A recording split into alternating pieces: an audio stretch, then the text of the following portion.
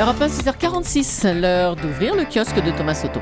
Vos journaux, ce matin, ce serait comme une sorte de hit parade, Julie, mais hit parade dans lequel la France ne serait pas très bien classée. Aujourd'hui en France, mettant une jeune fille à son bureau d'écolière, pas enchantée, visiblement, de faire ses devoirs. Cliché qui illustre une école française de plus en plus mal notée.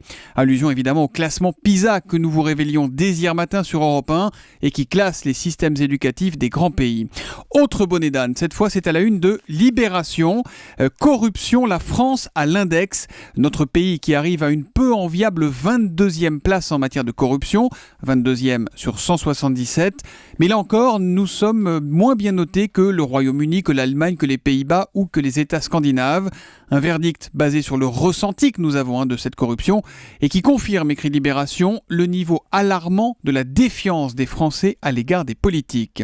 Le Figaro appuie sur un de ses réflexes pavloviens ce matin. Les Français veulent moins de fonctionnaires. Titre qui sert à illustrer un sondage qui nous apprend que 61% des personnes interrogées veulent des économies budgétaires, quitte à fermer certains services publics.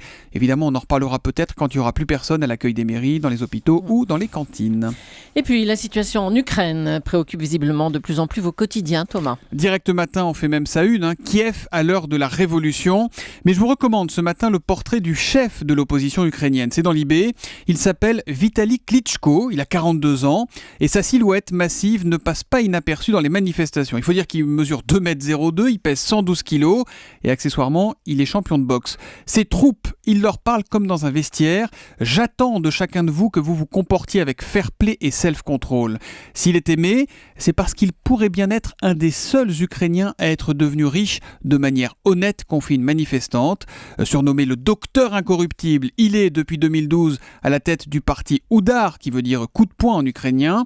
Il affirme avoir une vision pour l'Ukraine à partir de la présidentielle de 2015. Mais voilà, ça c'est le petit problème, il est beaucoup plus hésitant sur la marche à suivre dans les prochains jours. Un manque de leadership qui mènerait aux provocations violentes que l'on peut voir ici ou là. C'est en tout cas l'analyse d'un politologue ukrainien. Retenez bien son nom en tout cas, il s'appelle Vitali Klitschko et vous allez forcément en entendre beaucoup parler dans les prochains jours. Europe 1, 6h48.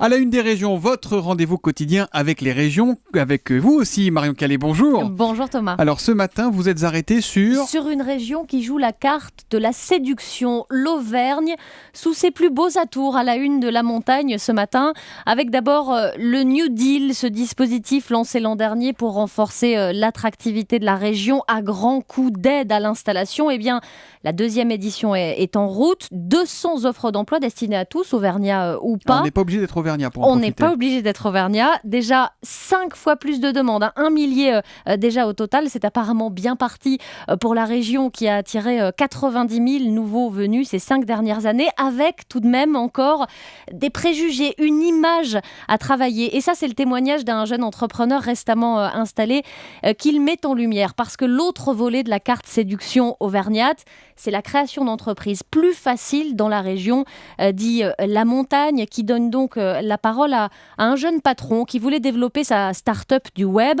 Difficile en Picardie où il était implanté. En revanche, l'Auvergne proposait une prise en charge intéressante. Mais quand le jeune patron a parlé de Clermont à ses collaborateurs, ça a été la soupe à la grimace, c'est ce qu'il explique. Quelle erreur. Il a fallu organiser un séminaire de 2 jours dans la ville pour vaincre les dernières réticences. Les idées reçues ont fini par tomber. Désormais, l'entreprise est installée à Clermont depuis le mois d'août. Mais c'est peut-être là-dessus que la région devra encore travailler. Et c'est à lire donc dans la montagne aujourd'hui pour tous ceux qui souhaitent s'installer et être aidés pour s'installer en Auvergne.